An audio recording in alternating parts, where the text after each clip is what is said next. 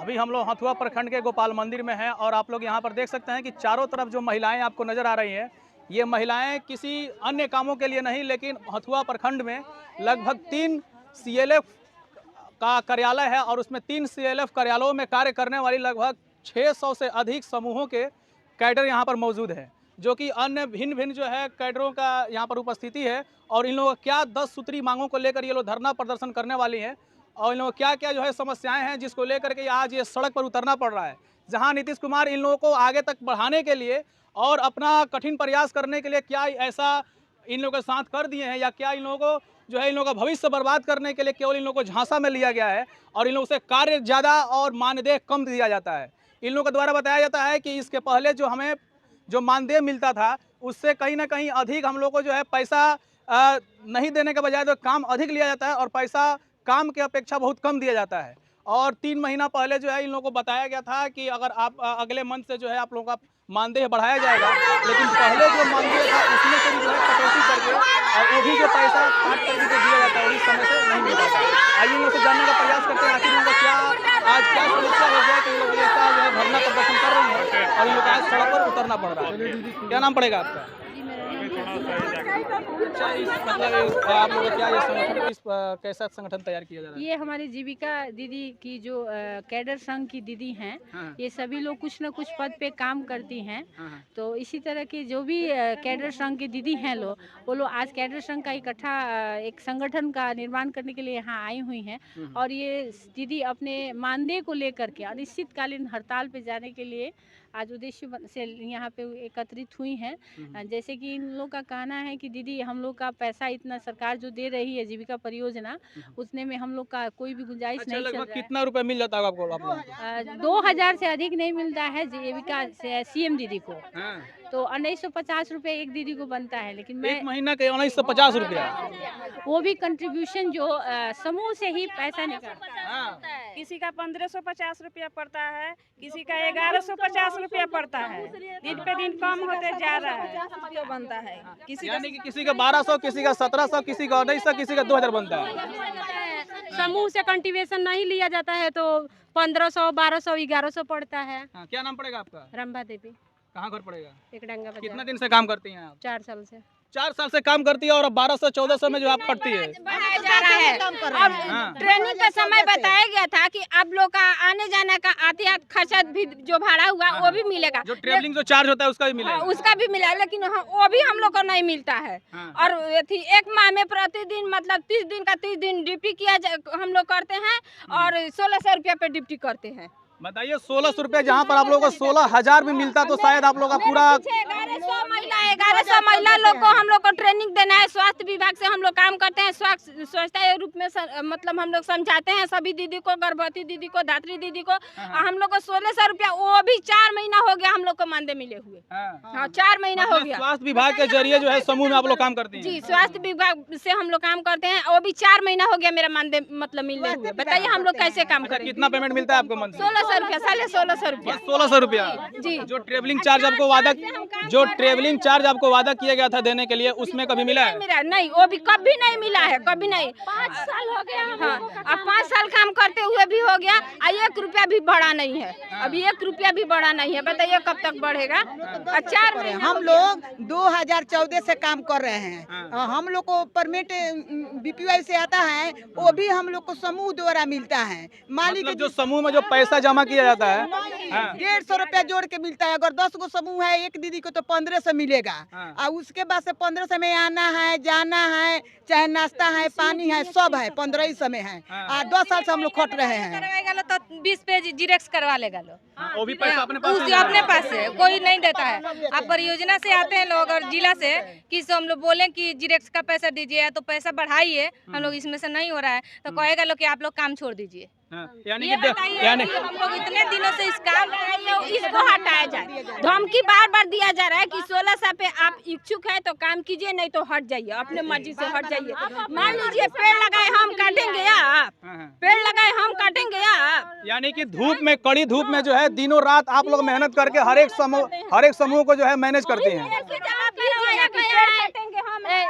Corona में में भी हम लोगों से काम करवाया गया है, सुई लगाने के मतलब लिए। कोरोना में भी अपना जान जोखिम में डाल करके और उसके बाद हम लोग काम किए हैं। कोरोना में 2020 में जो कोरोना में लॉकडाउन लगा था, उस समय कोई भी ऐसी दीदी घर से बाहर निकलना नहीं चाह रही थी। उस समय भी जीविका के हर कैडर को और हर दीदी को घर घर जा करके हम लोग जोखिम को अपने हाथों में लेते हुए वहाँ पे सभी दीदी को सुई वैक्सीन लगाने के लिए हम लोग जागरूक किए हैं और प्रेरित भी किए। और सारा दिन हम लोग वहाँ जहाँ भी हेल्थ सेंटर पे मास्क सिलवा करके हम लोग को सभी दीदी को अपना सहयोग भी दिए हैं। और कोविड वैक्सीनेशन में हम लोग जितना काम किए हैं उसके बदौलत हम लोग को कुछ पैसा देने के लिए। क्या आप लोगों को लगता है कि नीतीश कुमार का जितना भी योजना बिहार में चलता है आज तक कोई सफल हो पाया है? नहीं, अभी तक कोई। जब हम जीविका में सब जगह सहयोग दिया है, लेकिन 1 रुपया भी नहीं मिला है। नीतीश कुमार की तरफ से 1 रुपया भी नहीं मिला है। अभी आयुष्मान कार्ड बन रहा था, कितना हम लोग हेल्प किए, बहुत हेल्प किए हैं। सभी दीदी को एक एक करके, सभी भैया को एक एक करके हम लोग बनवाए हैं। बड़े बुजुर्ग सभी किसी को बनवाए, लेकिन 1 रुपया का कोई मिला है? एलसीएल नहीं मिला है, कहीं पे भी नहीं मिलता है।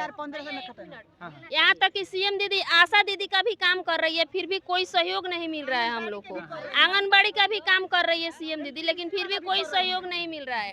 और समूह से हम लोग को समूह से पेमेंट देने के लिए वहाँ से प्रेरित किया जा रहा है कि आप लोग समूह से लीजिए। समूह से हम लोग क्यों लें? समूह से भी क्यों लें? हम लोग को जो भी मिलना चाहिए हम लोग को परियोजना द्वारा मिलना चाहिए। अच्छा, आप लोगों को पता है कि जो उसमें जो भी ऑफिस में, जो भी कार्यालय में तो जो भी अधिकारी बैठते होंगे उन लोगों का पेमेंट कितना होगा लगभग?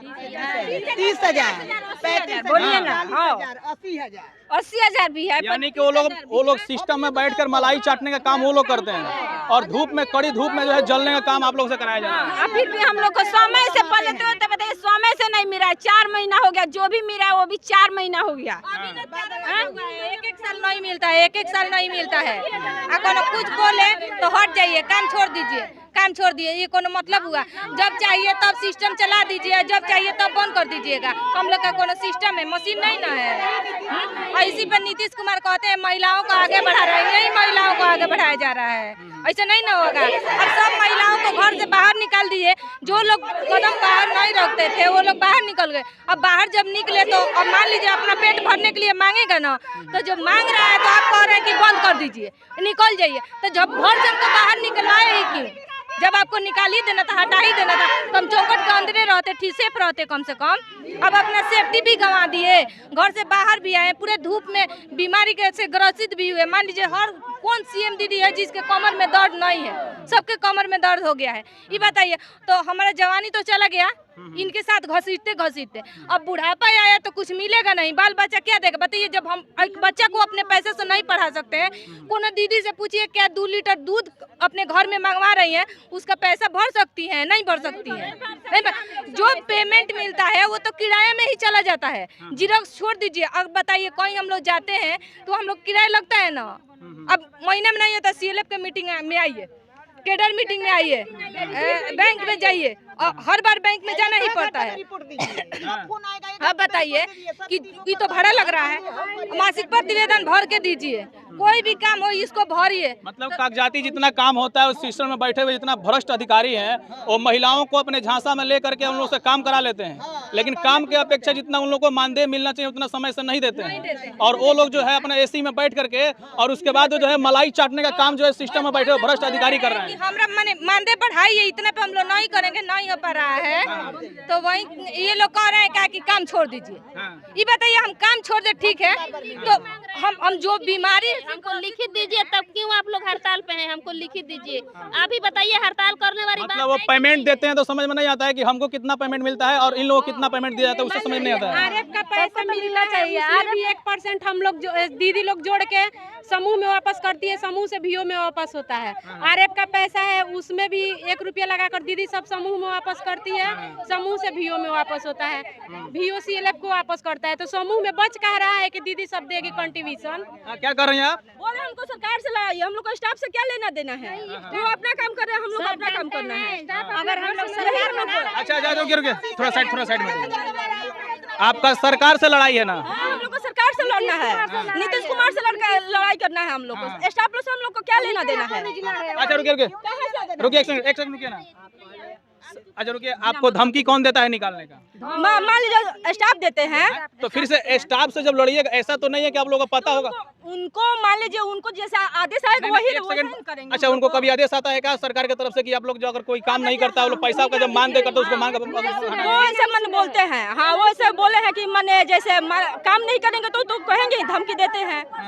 इसलिए मैंने स्टाफ लोग का हम लोग का कोई इति नहीं है, उन लोग से कोई हम लोग को लेना देना नहीं है। हम लोग को सरकार से जो भी बात है उनके पास हम लोग मांग कर रहे हैं सरकार से। स्टाफ आपको विश्वास है कि नीतीश कुमार के सरकार में जो है सुशासन बाबू का जो सरकार है, इस सरकार में आप लोग का जो भी मानदेय है वो बढ़ सकता है? अगर अब हम नहीं बढ़ेगा तो वो सरकार गिरा देंगे। हम सरकार अगर किसी को सिर पर बैठाना जानते हैं तो उनको नीचे बैठाना भी जानते हैं। कुर्सी पर बैठा सकते हैं तो कुर्सी से नीचे भी बैठा सकते हैं हम लोग। यानी कि आगामी आने वाला जो विधानसभा चुनाव है उसमें इसका असर पड़ने वाला है। पड़ेगा, वो जरूर पड़ेगा, एकदम पड़ेगा। अगर जीविका दीदी का वो लोग बात नहीं सुनेंगे तो बहुत असर पड़ेगा उन लोग पे। जो 20 साल से बैठे हैं और कुछ भी नहीं दे गरीब लोगों के लिए कर रहे हैं, तो इस बार उनका बहुत असर पड़ेगा। हाँ, जीविका दीदी है तो असर पड़वाने के लिए भी जीविका दीदी है। 15 लाख कैडर है पूरे बिहार में, फिर भी जो है इन लोगों का समय से पेमेंट नहीं दिया जाता है। जो पेमेंट भी मिलता है उसमें से कटौती करके दिया जाता है, और जो भी अधिकारी हैं वो जो है इन लोगों को हमेशा धमकियां देते हैं। जरा सोचिए नीतीश कुमार जी, आपके जितने भी योजनाएं चलाई जाता है वो कोई भी योजना जो है आज तक बिहार में सफल न हुआ है और न ही कोई सफल होने वाला है। हम लोग का ये है जो हम लोग पेमेंट के लिए हम लोग मांग कर रहे हैं कि हम लोग का जो कंट्रीब्यूशन है वो कंट्रीब्यूशन बंद किया जाए। हम लोग सरकार से हम लोग डायरेक्ट खाता में हमारा मानदेय आना चाहिए। मान लीजिए हम लोग भीख मांग रहे हैं, यहाँ से कंट्रीब्यूशन नहीं जाएगा तो हम लोग का पेमेंट नहीं मिलेगा। अब जो हम लोग को बीपीआई से मानदेय आता है, एक दिन का हम लोग को 400-500 यही करके आता है। इतना से हमारा पेट नहीं ना भरेगा। तो अगला मंथ बोला जाता है कि अगला मंथ नहीं मिलेगा। अब कट गया, मेंबर नहीं दी तो हमारा मानदेय कट गया। अब बताइए, एक तो हम 1 मंथ काम किए हो गया, वो भी नहीं मिले। जो 1500 मिलता है वो भी नहीं मिलेगा। तो ये क्या मतलब हुआ? आखिर ऊपर यानी कि बिहार की जितने भी महिलाएं उन लोगों को चारों तरफ से अपाहिज बनाया जा रहा है, काम करा करके अपाहिज बनाया जा रहा है। पहला तो किसी को ना नौकरी समय से मिलता है, अगर नौकरी का कोई तैयारी भी करता है तो उसके लिए जो है उन लोगों का कहीं पेपर लीक हो जाता है, तो कहीं फिर से उन लोगों को सिस्टम में बैठे जितना भी अधिकारी है उन लोगों के ऊपर हमेशा दबाव डालते हैं। किसी भी से निकाल दिए, ठीक है, नीतीश कुमार घर से निकाल दिए हैं तो अधिकार भी तो समझा दिए हैं ना। भले आप हमको नहीं दिए, हमारा अधिकार नहीं दिया, हम मान लिए, लेकिन हम जान चुके हैं कि हमारा अधिकार क्या है, क्योंकि हम खट रहे हैं ना। जब काम कर रहे हैं तो अपने अधिकार मांगबे करेंगे। आप नहीं दीजिएगा तो आपको गिराएंगे, किसी और को बैठाएंगे, उससे मांगेंगे, सीधी बात है। चलिए, ये लोग जितने भी मांग कर रही हैं, इन लोगों के मांगों को लेकर जो है, अगर ये वीडियो अगर सोशल मीडिया पर जिस समय डाला जाएगा उसको ज़्यादा से ज़्यादा शेयर कीजिएगा, ताकि जितने भी आपके घर के महिलाएं, जो भी बेटी बहन जो सड़क पर उतर करके आज इन लोगों को मजबूरी में धरना प्रदर्शन करना पड़ रहा है और किस कारण करना पड़ रहा है, इसके आवाज़ को जो है सरकार तक पहुंचाने का काम कीजिएगा, ताकि इन लोगों का जो सड़क पर जो उतरना पड़ रहा है, इन लोगों को सड़क पर नहीं उतरना पड़े। और इन लोगों के ऊपर जो भी दबाव डालता है या धमकियां देता है कि अगर तुम लोग समय से काम करके नहीं दिया तो तुम लोग को जो है ये सिस्टम से निकाल दिया जाएगा, तो उन लोगों के ऊपर भी जो है कार्रवाई करना चाहिए। और हथुआ प्रखंड में जो भी CLF का जो भी 3-3 ऑफिस है उसमें जो भी भ्रष्ट अधिकारी बैठे हुए हैं, जो इन लोगों को हमेशा धमकियां देते हैं, उन लोगों के ऊपर भी कार्रवाई होना चाहिए। और उसके बाद सिस्टम में जो भी योजनाएं बनाई गई है, जिस योजनाओं के तहत इन लोगों को पेमेंट देना चाहिए या जो इन लोगों का मानदेय बढ़ाना चाहिए, उस पर ध्यान देना जरूरी है। मिलेंगे अगले वीडियो में, तब तक के लिए जय हिंद।